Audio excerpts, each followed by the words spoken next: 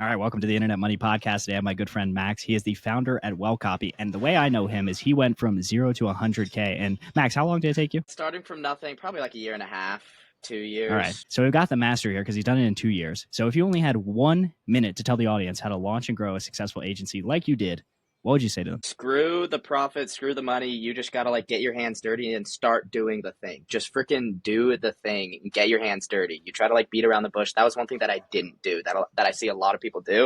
So they beat around the bush for like starting and they don't trust their intuition. And then they're always asking people ahead of them like, oh, should I do this? Should I do this? Should I do this? And yes, you can ask people ahead of you on how to get like to this next step.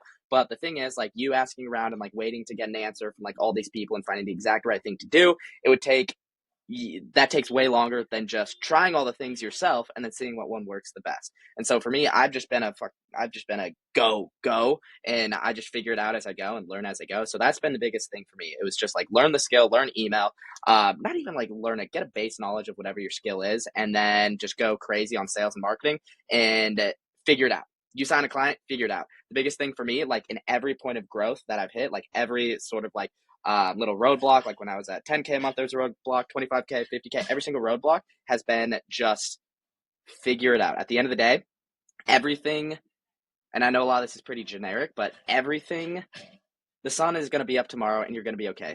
Like I used to be at a point where it's like, if I sign 10 clients tomorrow, like, oh, I'm going to turn off sales because I don't think I can sign 10 clients tomorrow and handle it.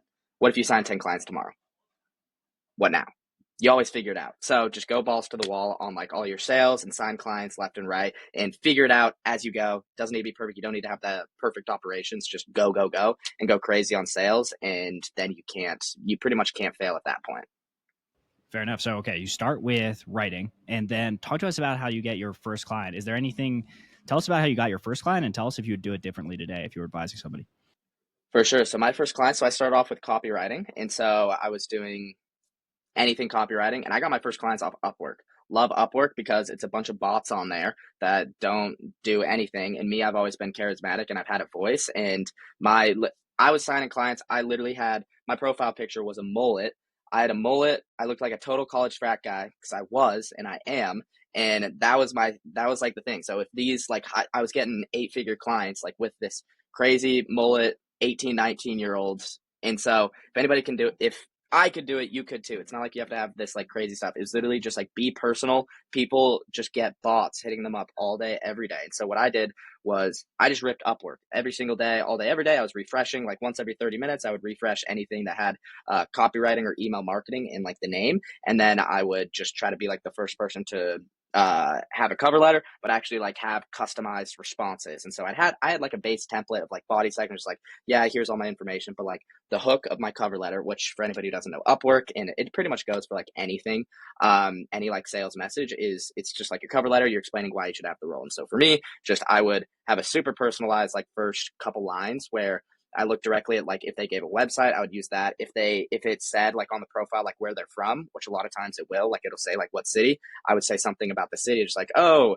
Medellin, because I know you're from Medellin. I'd be like, oh, Medellin, I hear great things. I actually have a team member from there, and I heard of like. And then I'd look up like a landmark in that city or like some like popular restaurant and be like, I've always wanted to go to this restaurant. My family, like, just super personal, even if it's like a little bit of the stretched truth, which is might be black hat, but like a little bit of the stretched truth, like you could do that. And so that's what I did, just to be super personal with that. It wasn't just copy and pasting. Or I'd always do, my go-to was start off with a joke or a pun in the first line specific to their thing. Like if they're I don't know, they're an e-com brand that does like pet food, I would start off with a joke. I would just be like, knock, knock, who's there? And that would be like the beginning of my cover letter. Everybody's getting corporate responses. Nobody wants a corporate ass person, not in today's world. Nobody wants that. They want somebody who's fun to work with, charismatic, and they have all this stuff. So that's what I always brought to the table in my cover letters, because that's how it is working with me. If you are a corporate type person, then play to that strength. For me, it was I'm super loosey-goosey and charismatic, funny. I try to be like outgoing and all this stuff. So that's what I just had a lot of personality. And so I would do that on Upwork. I got like my first few clients there, started to build up like a portfolio, doing like different jobs. And it's not like you snap your fingers and that happened. I was doing that for like over a year. So I was doing that for a long time and really just getting good at email marketing. So I was doing copywriting for all sorts of different things. Then I just happened to land on email marketing because my clients at the time, they just needed email. So I was like, I can do email. I also did ads. They were like, oh, we need someone to do ads. I was like, I can do ads. And so I was just doing everything. And then naturally, just the biggest client that I had, they were like, oh, we need like someone to step up for email. I was like, okay, cool, I'll do it. And that's how, and then I got a good case study out of it. And then I just used that case study, just like, hey, I did this for this brand. Can we, then I'd reach out to other people and be like, hey, I'm doing this for this brand. Would you be interested? And then it was just that. So I was doing the personalized Upwork, which 100% I would be doing Upwork right now. If I wasn't at anything, it's because when you're starting, so there are two types of people in sales. You have people who don't know that they need your service and they don't know you, or you have people who know they need your service and they don't know you. And so when you're doing cold outreach, like cold email, cold DM, these people don't know that they need their service. They don't know they need email marketing or copywriting. With job with job boards like Upwork, they already know that they need the service. They just need to know who do they go with. So you don't need to sell them on email marketing. Like a lot of times in the stuff I do, I have to sell people. I'm like, you need email marketing. You're spending all this money on ads and all your traffic is like going to waste. So you need email to like convert people cheaper, yada, yada, yada. But like on Upwork, the person already realizes that and they're just like, I need an email marketer. So you just need to sell yourself against other people. So it's less on telling them why they need email. It's just like, hey, I'm a cool guy. If you like working with me, I just put together like this free sample. Like if you like my work, I'll be able to do a ton more stuff like this. I'll work for free until like you're happy. Actually, you know what? Don't even charge me. I just kind of want to build a case study portfolio. And then people like that. And so with job boards like that, it's super simple like that. You just have to sell yourself versus other people. So what I did also, little hack for anybody, is I would create fake job postings. I did it like a couple times of posing as like an ecom brand, which again, call it black hat, gray hat, whatever you want. But I would be like, hey, I'm an ecom brand. This is my store, and I'm looking for an email marketer to do this, pretty much like my ideal client. And I would post that and then see what the responses in what other people were saying, so that I could use that for me. And so when I posted that, it was a lot of people from just copy and pasting templates. It was obvious they didn't read the job proposal. There were people from, and I'm American, I'm from the US, and a lot of like US based companies, they want like US based people. And so I would just always start off my proposal with just like, hey, I'm a US based person. I'm in college. That's one thing that like about me. So I'm like very in touch with like the younger people. So I just played to my strengths. If I wasn't in the US and I saw these people, like I was international, like say I was in India or something, and some people want Indian based people because they're cheaper. So I would leverage that if I was from India and doing it. You just got to find your strengths. And so for them, I would be like, hey, yeah, I'm from India, so I'm going to be a lot cheaper than, I'm sure you're getting a lot of these people who are trying to charge you like $100 an hour for copywriting. I'm only this amount because I'm from India, but I'm really, really good at, but like I speak perfect English. Yeah, you can see like this, all this stuff, and then just use that to your strength. And so I would make these job postings and kind of like see what other people were doing and kind of leverage that for myself. And so that is what I did, and that's 100% what I would do again. And also the other thing, starting from nothing, I would start posting on Twitter, LinkedIn, Instagram ASAP. Doesn't matter if you don't know what you're doing, just start posting and you'll get good over time. And you don't make the content of this is how you should do this. You don't know what the heck you're doing. I don't know if I can cuss, but you don't know what you're doing. And so you can, okay, I can. I cuss a lot. You don't know what you're doing, so you can post stuff like, here's what I'm doing. I just ran this test on a client. So that's what I would always do. When I had like 2 clients, I obviously didn't have any reputation. I wouldn't say, this is how you do this. It was, I just did this for this brand. And it was kind of cool. Like, look at this A/B test result. I wonder about this. Because it also, the best way to learn, literally the reason I am where I am today is because I've been posting since day one. Because what's the saying? You learn better from teaching or whatever. If you can create like a saying from that, I don't know. There's probably something out there. But nothing is more impactful for my learning than creating content about about it, because me trying to put together a case study of how I took a brand from like when I was starting like $5,000 a month from email to $10,000 a month, me like being like, okay, I'm going to create a 10-page document trying to explain to a beginner how to do this. It forces you to articulate your words. It forces you to like create diagrams and think of things differently. And then that allows you, because you figure it out on that document, and then you're like, oh, I can create like a bunch of different posts from this. And that's a good way to think about this system and process. So then you're able to leverage that later. And then also you just learn as you go. Like when I'm just like, it's me alone in a dark room with a Google Doc, I learn more about email marketing than me actually like writing stuff for clients and inside Klaviyo. What I learn and retain is when I'm like trying to like teach a Google Doc. And so that's been the biggest thing, is I would just be hitting all those job boards and I'd be posting and trying to teach and document my process to like other people. That's like the thing. And then just let time run its course. That's the only other thing. Yeah, it's funny. You mentioned a few different platforms. So you mentioned Instagram, you mentioned Twitter, you mentioned LinkedIn. Did you just repurpose pretty much the same content across all those platforms, or do you recommend someone be like, hey, master Twitter first, or hey, master LinkedIn first, and then kind of expand out? I think anybody giving a I try to be careful with giving advice because in the end, no advice is really valuable except for the platitudes, because the platitudes are the only thing that work for everything, but the problem is they're platitude and they're general because literally anything works.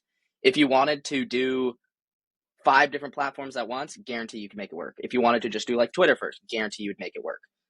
It's just all these conflicting opinions, and one person who did like all 5 at the same time, they saw success, and so they're going to push that and be like, you need to start posting on all of them, repurposing all of them. But then you have another person who also seeing success, but they've only posted on Twitter. Both work. It doesn't matter. Just do it. For me, I just did Twitter. And it was just literally, I just started posting on Twitter just because I had no friends in the space. All my friends are like college guys who which like love them to death, and I'm that guy too. Like I'm a college dude as well, so I like was kind of in 2 different worlds where I had like my business side and I was doing all this stuff all day every day, but nobody like in person was like doing that with me. And so I created my Twitter to connect to other people like that. And so I was just using Twitter for connections and trying to like just grow my following and like try to like learn people and learn from other stuff. So that's what it came from for me. I probably to this day, I mean, I have like, I think like 7,500 followers on Twitter, and I've posted like 3 times a day consistently for like 2 or 3 years. And I think I've gotten like 2 clients from Twitter. Twitter is just, it's for my e-com space. I just don't think of it like that. But like the amount of connections and stuff I've gone from it is 10 times valuable. So I honestly think that the person listening to this and they're like, ooh, what should I be posting? Should I be doing this platform? Should I do this platform? Whatever you're thinking of and whatever platform and like content strategy you think, whatever that is, where it's like, I should probably be doing this, 100%, like use me as a sign. Like, yes, that is true. I guarantee that that'll work because your intuition, you have way more context than in your business and like your success than anybody else in the world. This like Twitter growth expert, of course, he's going to say like, you need to be using Twitter, but that's in the context of his business. Nobody has the context of your business and your customer. Where do you think your customer is and what content do you think that you should be posting? And the thing is, like, when you're asking around, you're really just looking for confirmation when in the back of your head, you know what you need to be doing. Same thing for me today. Like, I know what I need to be doing, but a lot of times I'll like ask around, but really I'm just looking for confirmation on the one thing that I think. So I bet there's somebody listening to this where they're like, I feel like LinkedIn would be good because a lot of like a lot of my clients like live there, and like I kind of I get like better engagement there. So I feel like I should go all in. But these other people are saying I should do Twitter and YouTube. Like, just do what you think. Follow your intuition because nobody knows your business like you. Yes, you may be unexperienced, but you got to figure this out and just learn as you go. So I say that's one of the things that I've really leaned on for the past years. Just trust my intuition because somebody's going to tell me one thing, but they don't live in my shoes and are working in my business 10 hours a day like I do. And so they don't have the context. They don't have the full story. So how can they give me advice when they don't know the full story?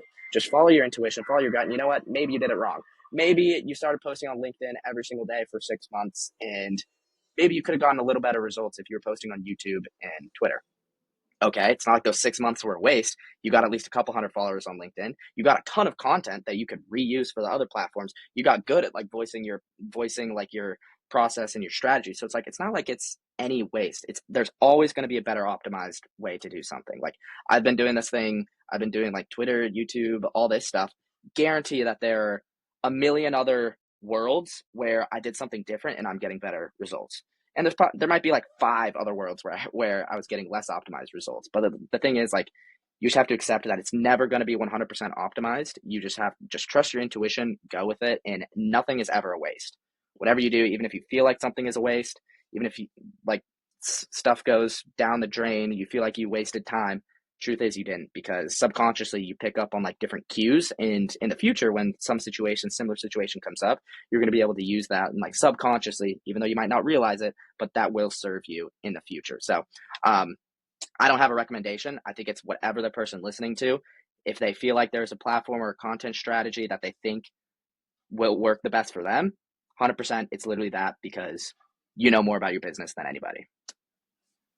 Absolutely. And I would even add just like try out a few, because you might find, for me, like I started trying to sell for like optimized blog articles, and I was like, wait, I actually hate writing. I don't want to do this at all. So you'll figure it Me out. too. But the more you do stuff, you're just like, you actually don't Me like writing? too. Oh, I hate writing. My least favorite thing.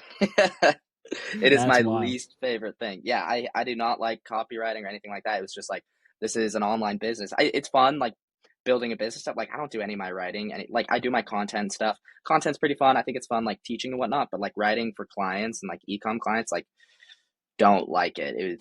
It stinks. I like everything else. I like being in the brands. I like some of the strategy stuff. It was just I started with copywriting because that seemed like the easiest to me, and I was able to. It was easier to sell myself. I've always been good at selling myself, and so it just like happened to whatever these brands needed. It was like, okay, I'll do it. And I was doing all these different things. I was doing ads. I was doing blogs. I was doing email copy. I was doing like Klaviyo management. I was doing Klaviyo design and all that stuff. It's just what I happened to get the best case study in by chance was just email marketing. So I was like, all right, I'll just use that. And so that's how it kind of went. But I love email. It's just the writing that I don't like. That was like one of the first hires I made was give me a copywriter because I do not want to write.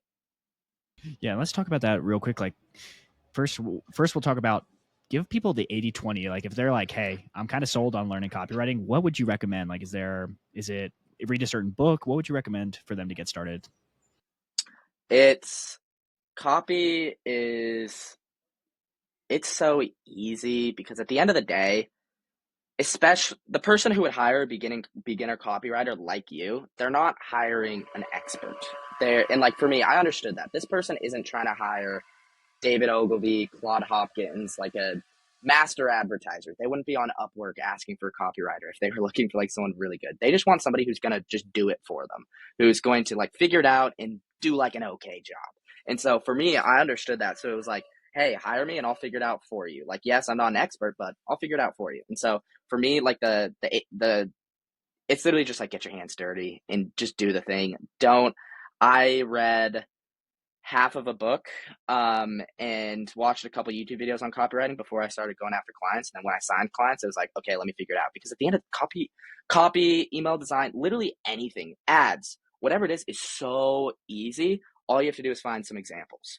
All you have to do, like for email, it was like, I have no idea how the hell to make an email, but what I'm going to do is I'm just going to go to like a big brand like Lululemon. I'll just look at their emails and just literally copy it, but like change the topics. Same can go with like copywriting. Like if you don't know how to write copy, that's fine. Get a client and then just sell yourself on copywriting, whatever you have to do. And then find a competitor of like your client or whatever that you work with, or find like somebody like who's way ahead of you who probably knows what they're doing, and then just copy what they do. You don't have to like do this crazy stuff. You don't need to be an expert because the person hiring you doesn't want you to be an expert. And then two, like just steal. Like that I always say to my team, good artists copy, great artists steal. It's a Pablo Picasso and then a Steve Jobs quote. It's like no shame in that. Like you save time and you get something that's already proven to work. Like why would I try some crazy new email design and copy when I could just do what these massive $100 million companies are doing, and they've probably spent like millions upon millions of like data points and A/B tests to like find what works. So let me just save time and just copy what they're doing. So I, it's never about being a master copywriter. It's literally just like even today when I'm writing sales letters, when I'm writing, I was just doing a ClickFunnels page. I was setting up for a new product that I'm releasing. I literally just I pulled up like 5 different ClickFunnels websites. I just clicked around like Facebook ads and found 5 sites on ClickFunnels. And then I'm just looking at them and like, ooh, I like this section. I can do that. Ooh, I like this section from this page. Let me just copy that. So I just copy the layout and then just kind of like change the copy, insert my own graphics and all that sort of stuff. And then while I'm creating that, I create my own spins and then it looks like a completely new process. So for me, it's never a matter of be like a wizard of anything. It's just if I get examples of something, I'll be able to do anything. So that's kind of like my rant on that. Like, don't get too hung up on trying to learn. Don't learn before, learn while you're doing, because then you're getting paid to. So yes, you could like spend 2 weeks trying to learn copywriting before signing your client, or you could sign the client and then in that 2 weeks you're getting paid to learn. So you're figuring it out and you're on the clock more. There's a lot more urgency when you work with a client and you have to figure something out. So rather than like having 2 weeks where it's like, yeah, I'll do this. I'm working like 3 hours a day. This is like I'm learning bit by bit. Whereas like if you sign a client, then it's like you have to. It's like this project is due in a week. Then you're on the ball and then you learn a lot faster. So that was one thing that I've always understood and something that I've always done. Yeah, I think this is a very inspirational interview here. I love this. Let's talk a little bit about email design because I don't know anything about email design. So talk to me and Neither tell me do what I. is email design. No, I'm kidding. I definitely know a lot about email design. But yeah, it's really simple. Ever since the beginning, just copy what the big brands are doing. And then just after I've sent thousands and thousands of emails and looked at click rates and revenue, then you just get a subconscious feel, just like in your brain, just literally just reps. Your brain just makes associations. Your brain, like, it's not like consciously I'm studying email design. I'm sitting at my desk at the end of the night annotating every single email. Ooh, this button got this click, this button got this click, this layout, this A/B test. No, it's literally just your brain subconsciously makes associations over time through repetition. And so, like, subconsciously, I just, like, my brain will see an email design and then it'll see $3,000. And then it'll see another email design and then it'll see $2,000, $300, and then it'll see another email design and it'll see $5,700. And then subconsciously, after seeing that over and over and over again, your brain just sees like similarities. And now when I look at an email design, I can be like, this is good, this is good, this is good. And it's without me even thinking, just from these two associations. It's literally just like how the brain works. It makes associations and notices patterns. That's all the brain is. It notices patterns. And so if I see two things and one thing has $6,000 associated with it and then another variation has like 5,000 associated with it, then my brain will like get a couple learning points for that, and then subconsciously like that builds up over time. So email design is really simple. Once you understand like a few things, and I have resources on this and whatnot on email marketing design, but it's literally just have a hero section. Hero section is like the main top section of your email. Simple logo, have a simple photo or graphic, headline, and then a button just right there, big in your face. Have a bridge section, which give a little bit more information about like the point that you're trying to make. So like if you're a creatine brand, if you sell like supplements and you're selling like creatine, you could have your email be like, how long does it take to see creatine's results?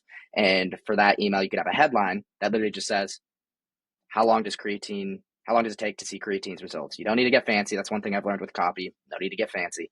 So you could just have a headline just at the top of the email, right under the logo. Like, hopefully people are visualizing this with me. I'm going to try to map this out. How long does it take to see creatine's results? And then I'd have a picture of like some jacked guy looking in a mirror. And then I have a quick body copy, which says like, it varies person to person, or I'd say something like creatine. Creatine is one of those things where you don't just take it once and see results. It's one of those things where you need to take it every day and it builds up in your body, and then you start to see the results a few weeks down the line. If you're taking 5 milligrams every day, then you can typically expect results within 14 to 28 days. And then I'd have a shop now button. And then, so that's like the hero section. And then bridge section, I'd have some sort of graphic. Maybe I'd do a timeline. That's something that you could do, of just like day 7, day 14, day 21. And then you'd like outline the benefits on each one of those. And then you could just outline that in a design, have another shop now button. And then product section down at the bottom, just show your product, list like what the main features are of it, and then a shop now button. And then that's it. And then footer. So I always think about email design just as hero section, bridge section, product section. You could take that. You could simplify it down. You could just have hero section, product section. But that's really how I think, or you could just have hero section, and then like the footer down at the bottom. And so email design, I know like, I have no idea how to create like a sexy looking email. That's for my team. I know like the conversion based stuff. And I know I'm just always big buttons, put a lot of buttons as long as you say the same thing. You don't want to have conflicting buttons where it's like buy creatine, but also buy this protein powder, but also buy this pre-workout. You can have as many call to actions as long as it's one thing. Like for that creatine example, I'd have a call to action in all three sections, in the hero, the bridge, and the product section, because it's the same thing. I'm funneling them to the same final destination. But and that's like one of the main principles of email design that I follow. The more buttons you put in someone's face, as long as it's about the same thing, the higher likelihood they are to purchase. So then you talked a little bit about how copywriting was one of your first hires. So let's talk a little bit about, and you talked about plateaus before. So talk to us a little bit about like your revenue growth and at what point you started hiring. For sure, for sure. Yeah, so I was freelancing. So since I like started my agency, so right now we're August 2024. I really started the agency like January 2023. So that's when I started like Well Copy, where I was like, okay, I'm an agency. That's when I stopped freelancing. So by that timeline, it's been a year and a half, year and 2/3 since I started the agency, and that's been like the 0 to 100K. But before that, before January 2023, I was freelancing for about 8 months or so. So overall in the game time I've had, it's like two and a quarter, for working with like e-commerce brands specifically. Before that, I had like different stuff that I was doing, but like I'm trying to be like really specific here with like e-commerce copywriting.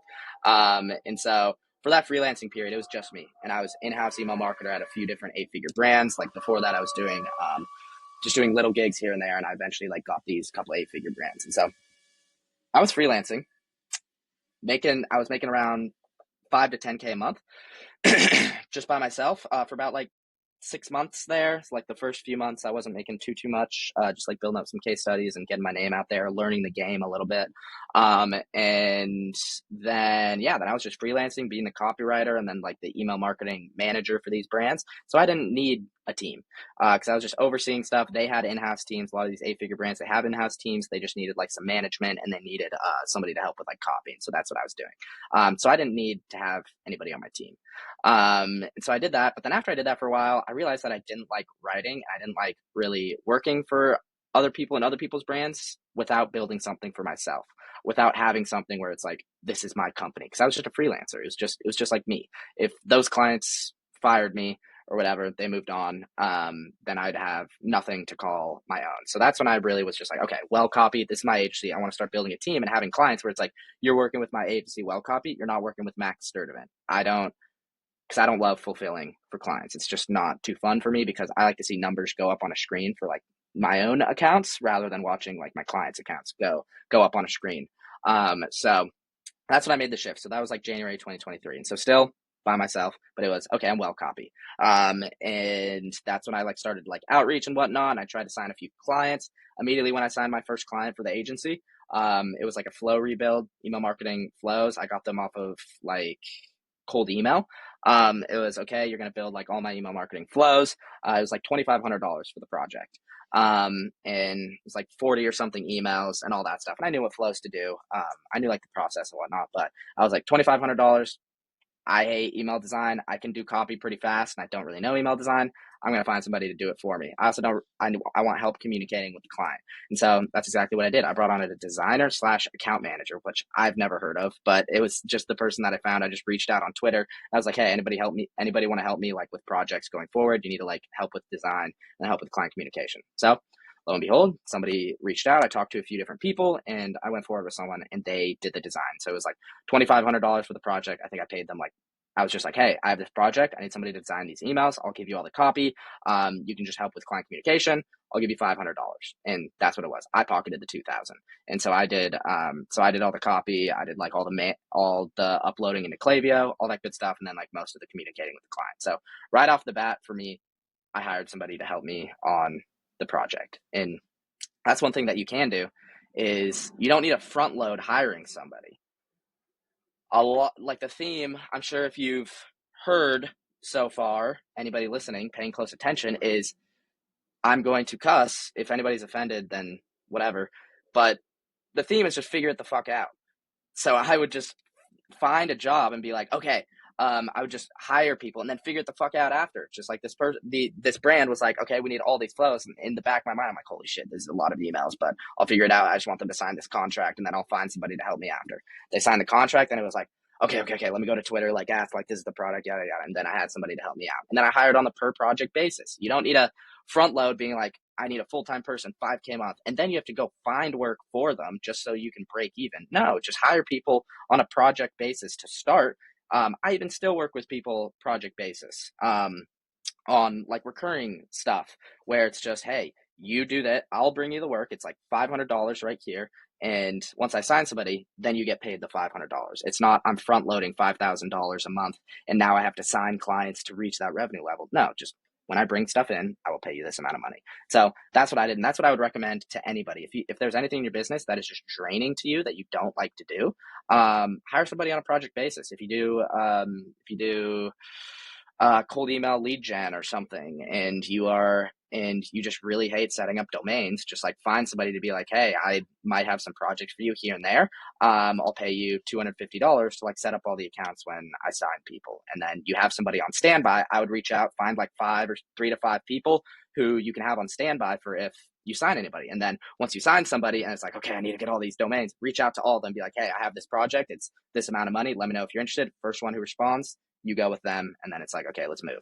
And then work on the per project basis. And so that's what I really started doing. So that was like the designer right off the bat. She's not a designer, but she was like, I'll figure it out. She still works with me to this day. She's my day one team member.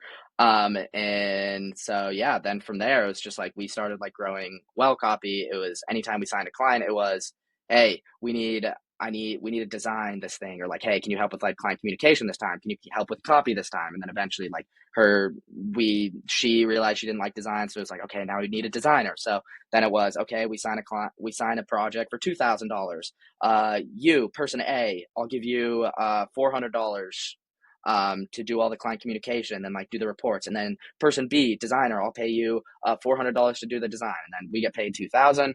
I get paid 1,200, 400 to person A, 400 to person B. And you mentioned that you hire a lot of people from Argentina. Maybe I just made up Buenos Aires, but is Nope, there a you got it. specific reason? Is there a specific reason you hire from there? Is it like one of your first employees, your first contractors was from there, or you specifically target that region? Yeah, so I started. So now I don't work with like contractors anymore. I know I said I work on a project basis, but that's for full-time employees, like a full-time team member. Like for every account they manage, for example, I'll pay you X amount of money. Like say for number's sake, it's like $100 per account you manage, and you get 10 accounts, then it's $1,000 that you get paid. And they always have, and they have a minimum. So I'll still like sometimes do that. And then when I work with contractors on like editing videos or whatnot, it'll be just like it'll be like per video or whatever.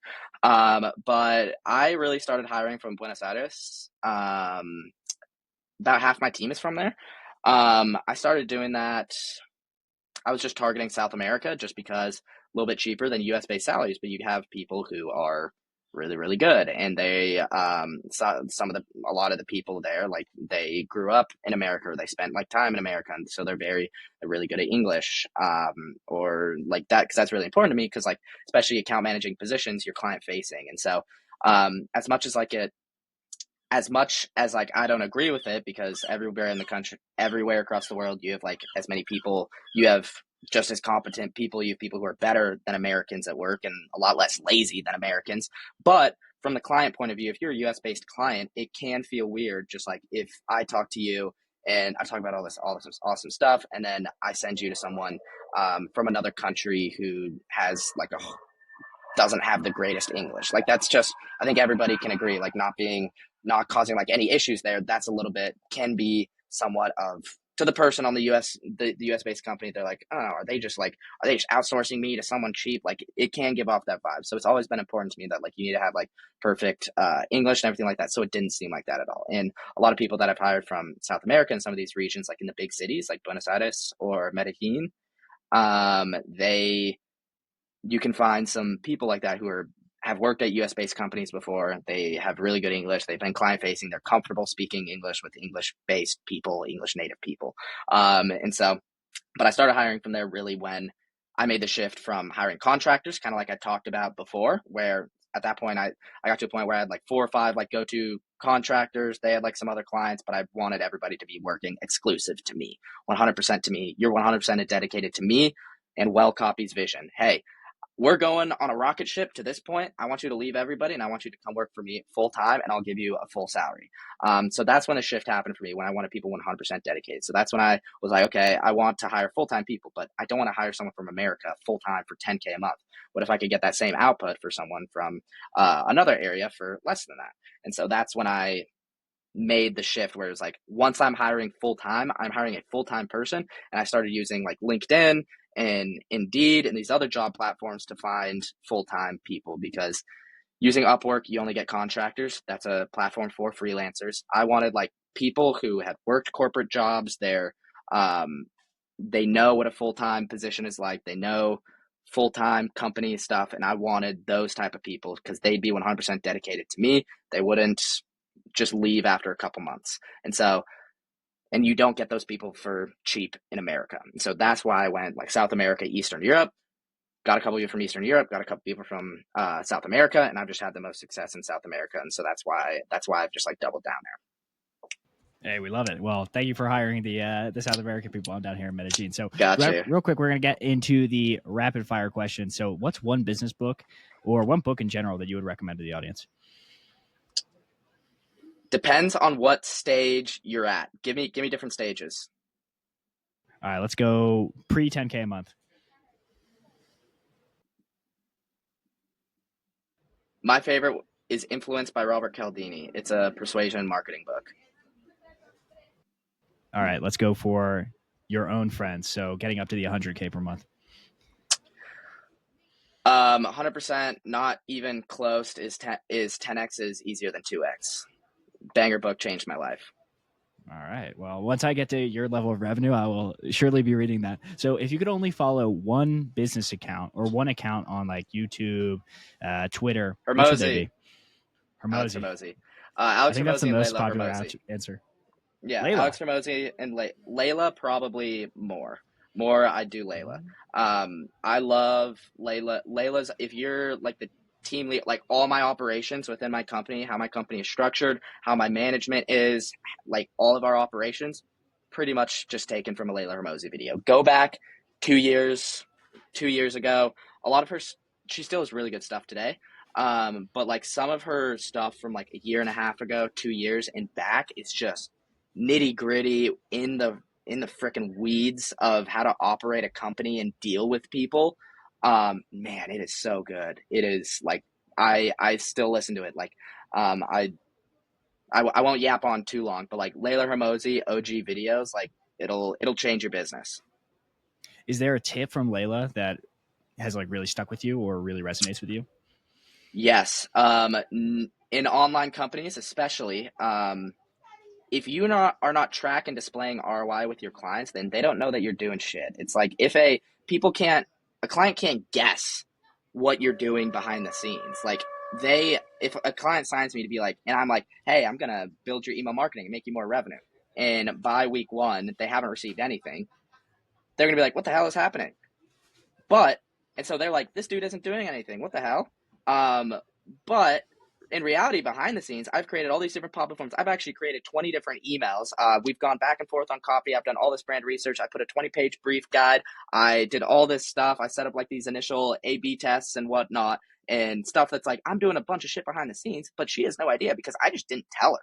And so she's just really drilled it into me that like, you need to track and display ROI or else your client is not going to know what the hell you are thinking. And so that's how you like really build retention, is not just doing the work. That's one thing. What's more important is telling the client and displaying to the client what you're doing and how it is making them money. So that is why every single day when I'm working with clients in the first 30 days, like pretty much every single day, our account managers will send like an update and send some stuff over to them just to prove we're not just sitting there twiddling our thumbs doing nothing. Like the client is getting tangible stuff. So that is like the main thing from Layla. Also, that's like one of the main things as far as like client experience, as far as like team, because she talks a lot about team and operations. For me, it's just your team needs to be, to motivate your team, you just need to show that you care and you created just a win-win, and you just having somebody along on the ride with you. You don't want they're tagging along with you. It's you guys are doing this thing together. You are scaling a company together, and just being super clear on like aligning incentives of like, hey, I want to get us to this point. You're a super pivotal part of this. You're so important. You're doing all these things. This wouldn't be possible without you. It's 100% that. And then people will be bought in. People will love you if you show how appreciated they are, the impact that their work is having. Just like random messages, like that's made a huge difference. Like her just drilling it in that like, let your team members know how much you appreciate them, and how, because like, dude, if I was doing like, I send email, I over text my team members being like, oh my gosh, dude, if I was still doing email design, I would have gray hairs by now. Like you're saving me like so much, and these designs just look absolutely amazing. So just reaffirming to your team that they're doing a great job, because same thing from the client side, if you aren't telling them, they don't know. They don't know. They can't see you smiling on the other side of the screen like you can like in an office. So you need to physically tell them, send them a DM on Slack, have a quick like 5 minute call. Just be like, hey, just wanted to let you know that like I really freaking love what you're doing here. I think that one thing that I'd be curious like to see is if we could develop in this area, like you're absolutely crushing here, and then giving constructive feedback and just being appreciative, because if you appreciate them, they're going to appreciate you, and they're going to want to do great results. They're going to want to make you proud. And so that's one of the main things. And she has a lot of systems for developing that. Well, now I know I really need to go back and listen to Layla because I've had some Do problems with it. my team this week, and now I know I really need to. So let's talk about It's one huge. exciting trend or shift you see in the make money online space recently. It could be in emails, could be in anything.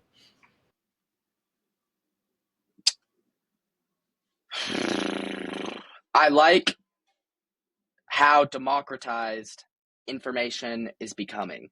Um, a lot of times, like really when I was coming up, a lot of the email marketing information was gate kept and people would kind of hide it. And that was really tough for me because you could only figure things out on their own. Whereas like now, like I think I kind of I don't want to start it, but like really, I literally give away every single email, every single flow that I set up for clients. I literally give A to Z. Here's literally everything you need to know. And now a lot of people are doing that too. And so it's becoming really easy to like find the information. So it forces you to create better and better content because then you get a ton more carbon copies. And so I think that's really cool. We have a ton of information out there, and more information continues to come out. And so content is having to become even more valuable and even more in depth. And so that's something that's really cool. And so there's a lot more information out there. So it's a lot easier to learn. You're getting literally the copy and paste stuff. But what that also forces, it's cool that we have that information. And then it also forces you to have better information. So I start posting like a ton of value, like giving like all this stuff all the time and just spilling all my secrets. Now everybody starts to do that. And so it's like, okay, everybody's giving around sauce. I need to take a step further and give even more sauce. And so the content will continue to get better and better. And so that's a nice like little challenge and like dynamic that I see like in my space. Like they're technically competitors, but like they're all my friends, and we all like share everything together, like the email marketing guys. But it's cool to see like everybody really like go in. Content just getting better. The amount of sauce they're giving away is getting better. So that's really cool to see. Well, Max, we really appreciate you coming on here and sharing a lot of this sauce. So finally, where can people learn more about you, follow you online, share any social medias, any website? For sure. So I've been going hard on Instagram at WellCopyMax. Then I also have Twitter, Max Wellcopy, a little bit different. And then my YouTube, just Max Sturtevant. I post a lot of free guides there. Again, I give away a lot of the free sauce. And yeah, that's pretty much it. Well, perfect, brother. Thank you so much for coming on. To everyone out here listening, you must really like either me or Max. I assume it's Max because he did most of the talking. But if you're still listening to this, I highly recommend getting back to growing your agency. But on to the next episode.